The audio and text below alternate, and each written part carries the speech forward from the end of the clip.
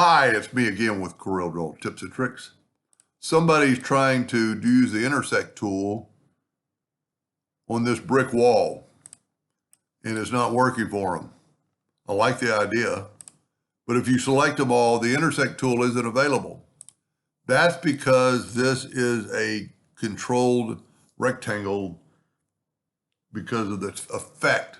So you need to go to a bitmap. Now it's going to change the color a little bit, convert it to a bitmap. You can play with the colors.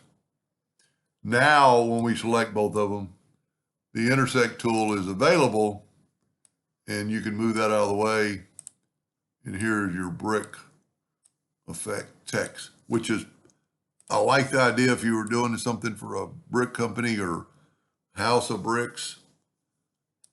Because I've played around with this texture, even though I don't really ever get to use it because I'm not a printer. But it is kind of a fun effect. So you want to make the brick whatever color you want. I use RGB and there's not that many colors that look like bricks. So you can go red, hold down the control, add a little black, add a little orange, and kind of get the brick color you want. You know, you could go more brown. I'm going to hold down the control button and quite possibly add some brown. You know, just make it darker.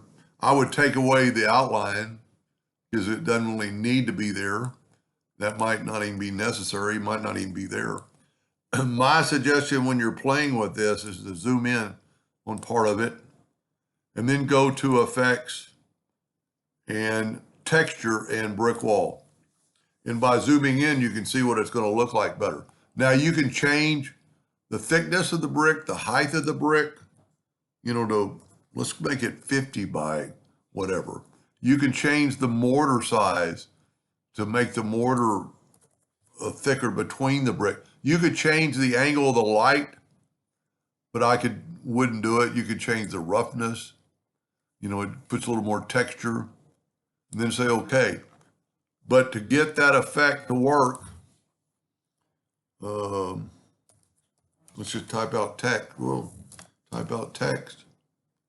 Let's use a thick font. I just happen to have the one that when I was playing with it, I have Freshman that he was using, but Arial Black would work. And put it in there. Now, if you need your text that big, you could always just stretch this. And I'm going to hit P to put them both in the center of the page. That way you know that you're going to fit. So we'll stretch the brick a little bit more. And we're there. Now, same thing. That isn't going to work with the intersect tool. We might even be able to try it where you could trim it out, but I think the intersect tool would work good because I don't think it's changing the color very much. Let's zoom in here. Well, that's a good looking brick. And let's go bitmap and convert it to a bitmap. See if it changes it. It didn't to me. It changed something, but it didn't really change the look. And then selected both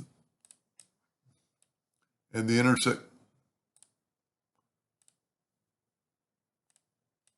Oh, you know what I did? I had them both selected when I converted them to a bitmap, and it changed that. So let me move this text out of the way. Let me make this just bigger still, and then go to effects, or excuse me, bitmap and convert to a bitmap. And if you're a printer, you're gonna probably want to use CMYK. But now let's put our text in the middle of it, and now our intersect tool will work. And I will nudge that out of the way, and that's a pretty cool effect. I'd really like to see that printed. Anyway, I hope that helped them a little bit, and thank you for watching.